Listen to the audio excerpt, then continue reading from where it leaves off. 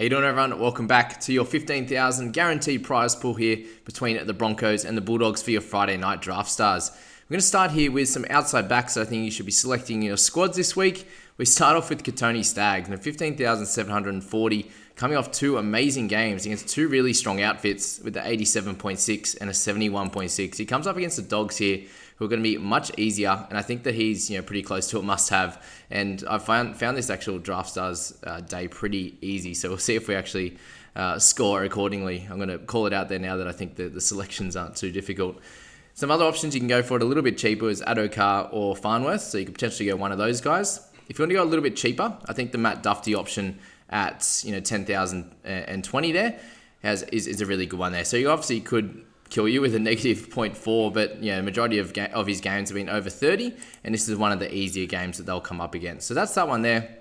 And then the two that are a little bit lighter, obviously Corey Oates and Stella and Cabo. But I think I'd be staying up in this section here, with Tamari Martin being a bit of a wild card as to how he's going to play, but I don't expect him to do really well in his first game back in the NRL in years.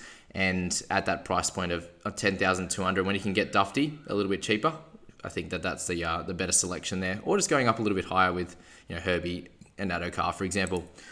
All right, so we move to the halves and the hookers, and I think a clear must-have is Adam Reynolds. I wouldn't be looking too much further than him. 61 average is super consistent with a lowest score of 58.3 and a high score of 67 there. I'll be plugging him into my team. I think he's a very clear selection.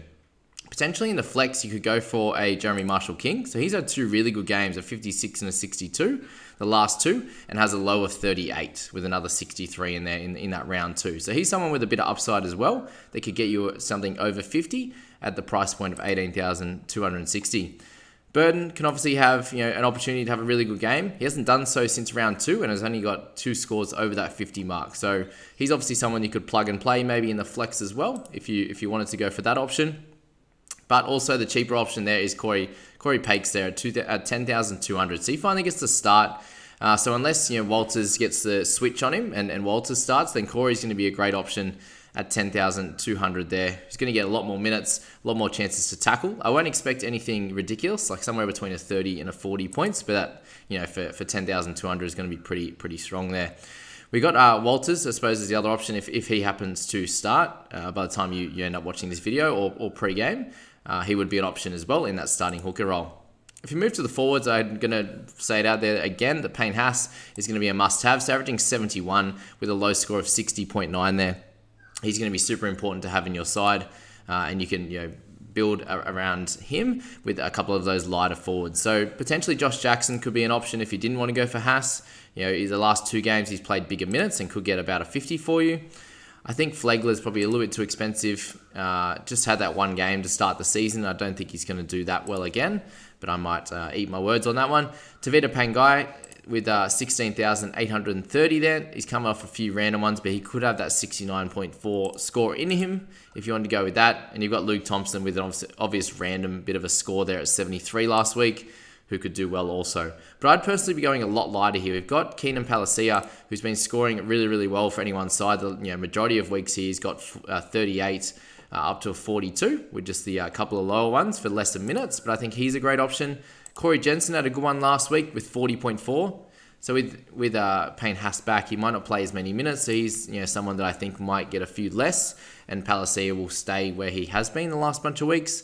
And then you've got Kobe Hetherington, who has scored okay last week, but with Payne back, I think the minutes won't change too much for him.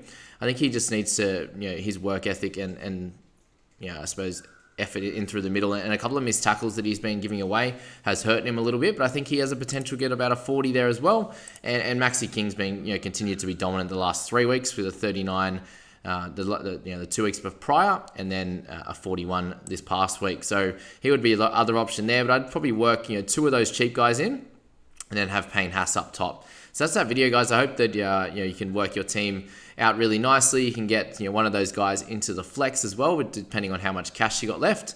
And I wish you all the luck for that Friday night. I'll be playing. Hope you can get close to me but not beat me. Good luck, guys. We'll see you then.